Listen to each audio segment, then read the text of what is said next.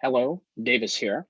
We're going to talk about a very pivotal, very important election, specifically one that has parallels with the one that we had most recently. Now, you could have been half paying attention and you would know that something important was happening 6 months ago. We did an election in the midst of a global pandemic, right?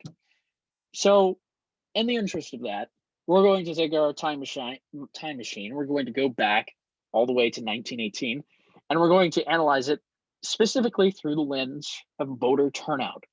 Because, funnily enough, voter turnout is an interesting thing when it comes to pandemics. In 2020, counterintuitively, in the midst of a pandemic, we had almost historic voter turnout. And 2/3 of the electorate, 66.7% of the electorate, went out and voted. Now, we look at that. We look at the numbers. Hundreds of thousands of people dying, and people went to the polls in spite of it. Now, it's not one-to-one.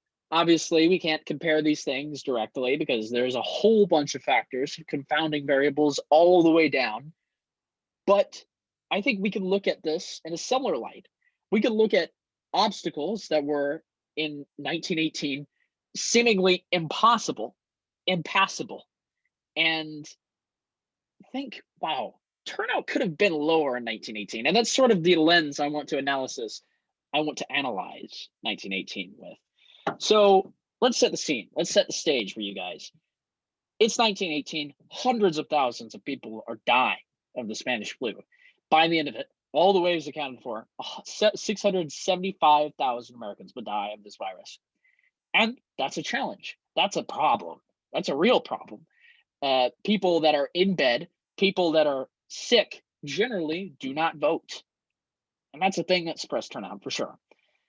We also have to acknowledge 2.8 million people deployed to Europe. And these are voting age men. These are people, unless they lied, which did happen, admittedly, these are people that would vote in their elections, young people, and they were not voting because we didn't have the infrastructure. Now, this goes back to 1864. We could talk about, oh, yeah, Lincoln, they allowed absentee voting, and that goes back in like 50, more than 50 years ago. People were doing mail-in ballots, but because of censorship laws, these people, by and large, were not allowed to vote. And that goes to the voting infrastructure that was generally decrepit. This, by and large, was not working. We had people in California, specifically Oakland, elections boards were just throwing in the towel. They were giving up.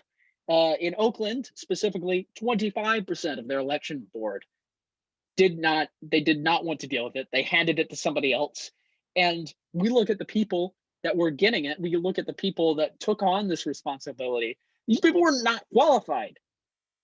Flip it all the way to the East Coast. We go to Philadelphia. 1,349 polling places were manned by inexperienced officials.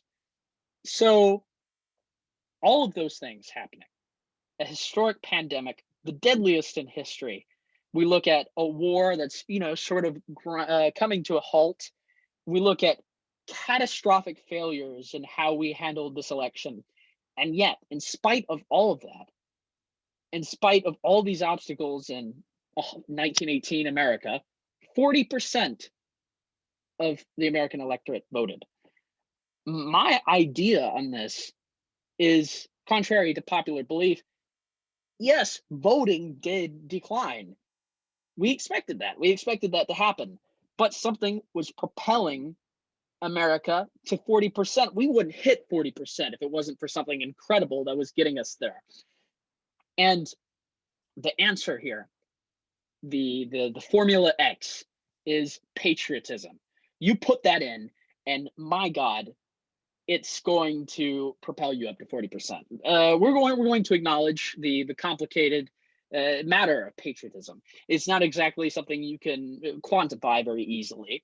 And by the time you get to it and you say, okay, this is a very patriotic thing, this is a patriotic sentiment, there's equally contradicting account. Let's go to the West Coast. Let's go to the Golden State and see what's going on here. Clearly, we're not in the same city, but let's get a sense of Los Angeles. Let's get a sense of San Francisco. Do a tale of two cities type of thing, okay? Los Angeles, what's happening? Well, the Los Angeles Evening Herald expected light vote. Rightfully so. It's a pandemic, right? So you could argue they had a more realistic view of this. They, by the numbers, concluded, well, there's nobody here. Nobody's really voting. But by the same metric, we go 300 miles up. We go to San Francisco. We go to the Bay Area. What's going on? Completely different story. Alfred Crosby told his account of the thing. Well, he didn't tell the story of the election, but he contextualized the whole thing. San Francisco, they kind of owned the first wave. They kind of did a good job. They had the strictest mask mandates in the country, and generally, the first wave of influenza didn't really suppress the vote. Well, I can't say that definitively, but they said the San Francisco Chronicle says influenza is not doing anything, and influenza fails to dampen the ardor of San Francisco voters. Now, which is true? We look at that, and technically both can be true.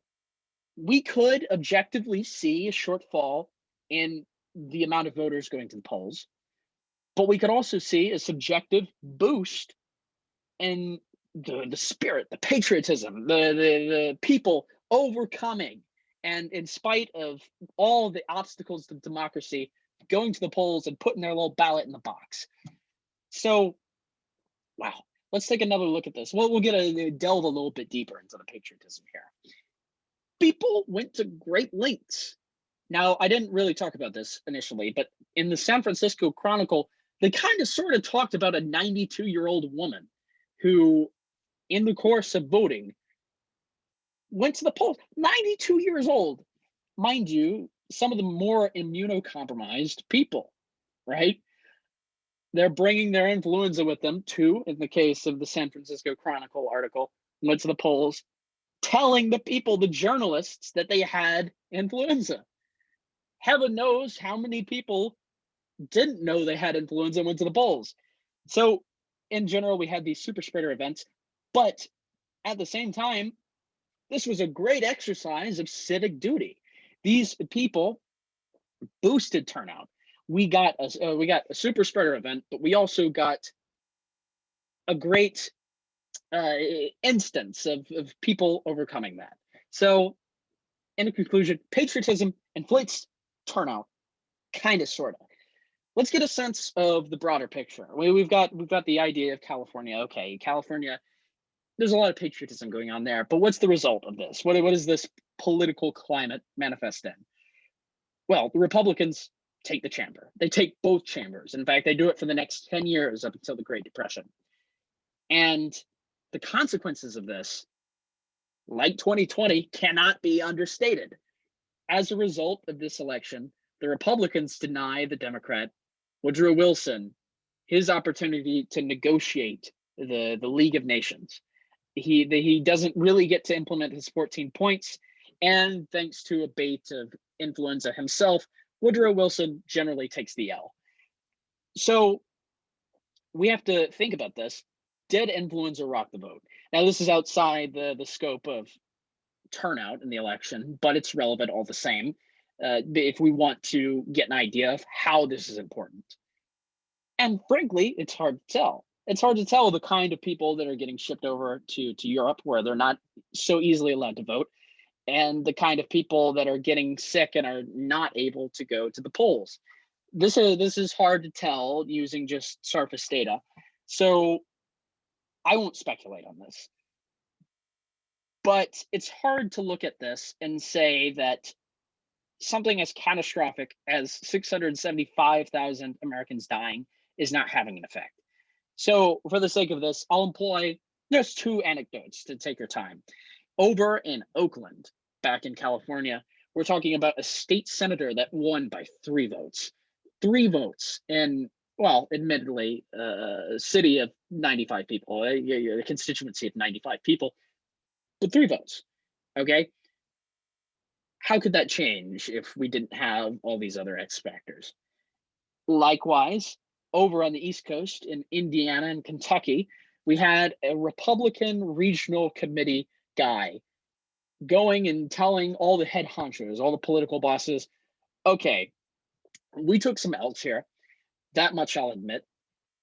But it was influenza that did it. Influenza suppressed the vote. Now, they could easily be the Republican covering his own butt, and it could be incidental, and that's why it's honestly too hard to tell what political impacts this had. We can speculate on turnout. We can speculate that patriotism inflated turnout higher than it would be otherwise, but we can't really tell what partisan bent that has. In the end, we kind of have to lean back on Crosby's perspective. We don't know for sure which way it is. We don't know if there was a favoring towards Democrat or there was a predilection towards Republicans. We just kind of have to look at it. So what do we take away from this? Turnout decreased, but patriotism made up for it. You can't make any conclusions about partisan bent. And 1918, coincidentally, very consequential for American history. And that's it, folks. Thank you so much for giving me your time. I know electoral politics ain't exactly the most exciting thing, but thank you so much for bearing with me.